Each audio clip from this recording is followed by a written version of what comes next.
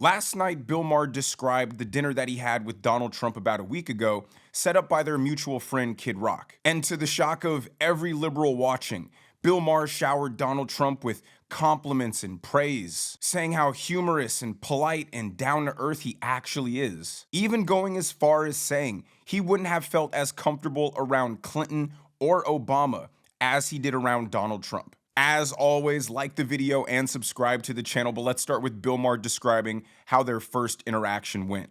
Okay, so meet up in person. Maybe it'll be different. Spoiler alert, it was. First good sign, before I left for the Capitol, I had my staff collect and print out this list of almost 60 different insulting epithets that the president has said about me. Things like stupid, dummy, lowlife dummy, sleazebag, sick, sad, stone cold crazy. Really a dumb guy, fired like a dog, his show is dead. There's 60. I brought this to the White House because I wanted him to sign it, which he did.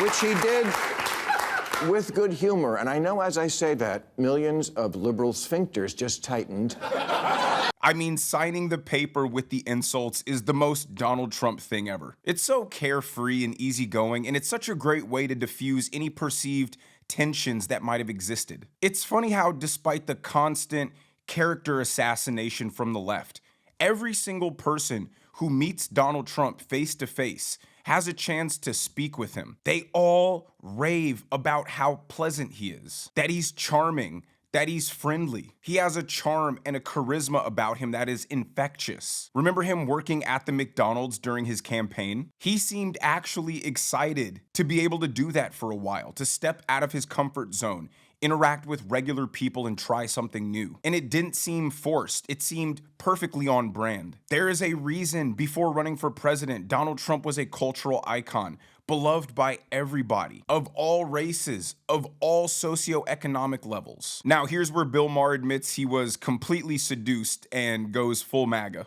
Just for starters, he laughs. I'd never seen him laugh in public, but he does, including at himself. And it's not fake. Believe me, as a comedian of 40 years, I know a fake laugh when I hear it. At one point, we were walking through his amazing tour of the whole house. And I don't remember exactly what we were talking about, but it must have been something with the 2020 election, because I know he used the word lost. And I distinctly remember saying, wow, I never thought I'd hear you say that.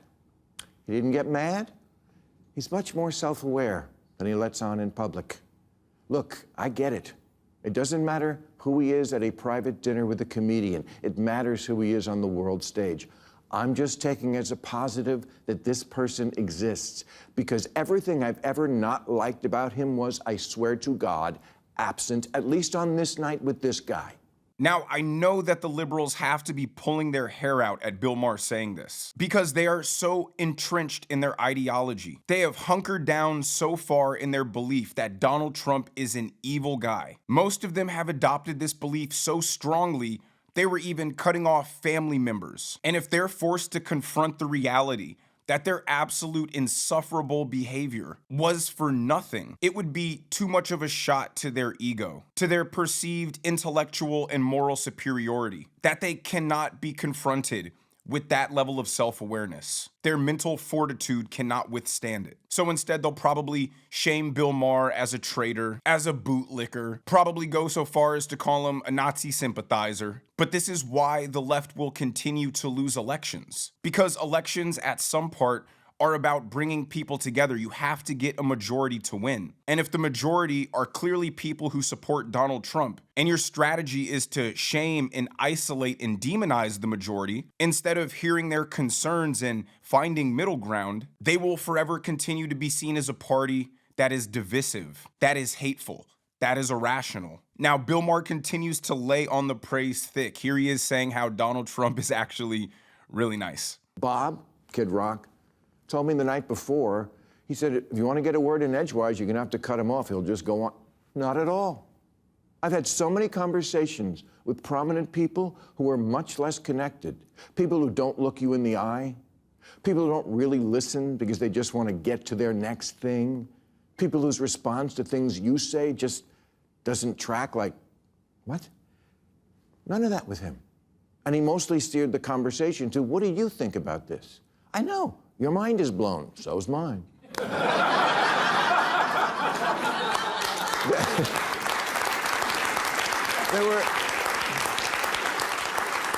There were so many moments when I hit him with a joke or contradicted something, and no problem. That right there is a perfect explanation for why the male vote went to the Republicans. Guys bust each other's balls. We make jokes. We poke fun. It's only sensitive soy boys who take every single little tiny thing personally and see everything as some deep personal offensive attack. Donald Trump actually cared what this man had to say. Like Democrats want to portray Trump as some egotistical tyrant, some self-obsessed madman. But the truth is, he can sit down with anybody from any walk of life and connect with them and have a genuine human moment. That's what the American people liked about Donald Trump. He seems as if he's a genuine human. The traditional political archetype is someone who has this public, media-trained personality. Every word that comes out of their mouth has been reviewed by 12 focus groups, perfectly constructed to say the absolute least while saying the most, while using finely tuned academic and consultant jargon to pivot around the possibility of offending any person. You never know what they believe, you never know what they think, and all they know how to do is play this persona to the point it feels like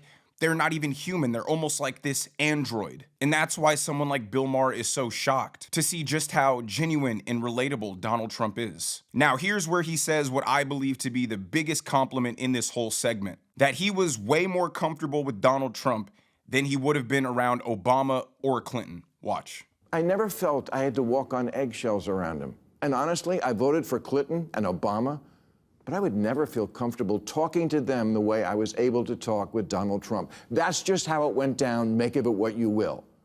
Me, I feel it's emblematic of why the Democrats are so unpopular these days. Yeah, the Democrats are so unpopular because their entire platform is being a giant stick in the mud. Even in private, Democrats are forced to speak in the most politically correct way possible and virtue signal at every given chance. Whose fake persona is the nicest and most compassionate? Who feels the most amount of white guilt? Whose thinking is the most radical in defense and support of marginalized communities? It seems like such a tiring existence. And that's why they're all stressed and depressed and anxious and aggressive and bitter, because they're not living a real life.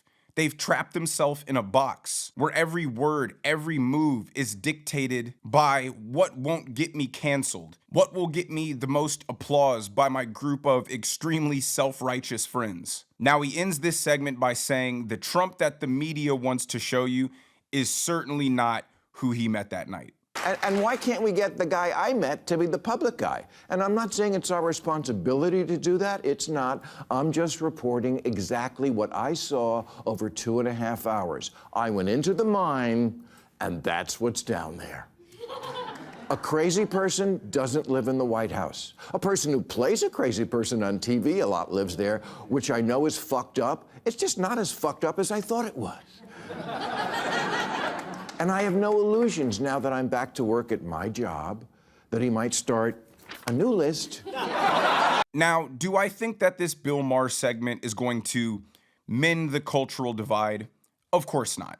But what I think it will do is have a profound impact on the moderates like Bill Maher who decided to take a chance and vote for Donald Trump. They will be glad to know that the person they gave a shot on, despite the constant attacks by the Democrat establishment, is actually a kind-hearted, genuine, polite, and compassionate human being. I think it'll help those people ignore the constant attacks by the media, by other politicians, because they see that somebody with nothing to gain by expressing this opinion has shared his unfiltered thoughts about who the President of the United States truly is. It's not an opinion coming from a Fox News host or someone deep in Trump's circle. It's coming from somebody who has consistently called out Trump, whether I feel like it's justified or not. And I feel like that bit of objectivity certainly helps bridge the gap for those who are willing to let the gap be bridged.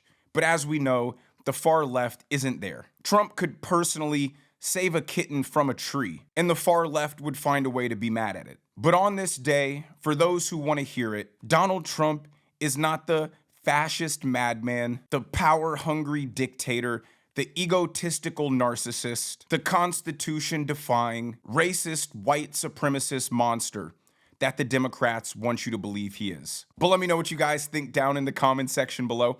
If you enjoyed the video, make sure you hit that like button. Make sure you subscribe to the channel if you haven't already. Turn on the notification bells so you never miss a video. And I will see you guys in the next one.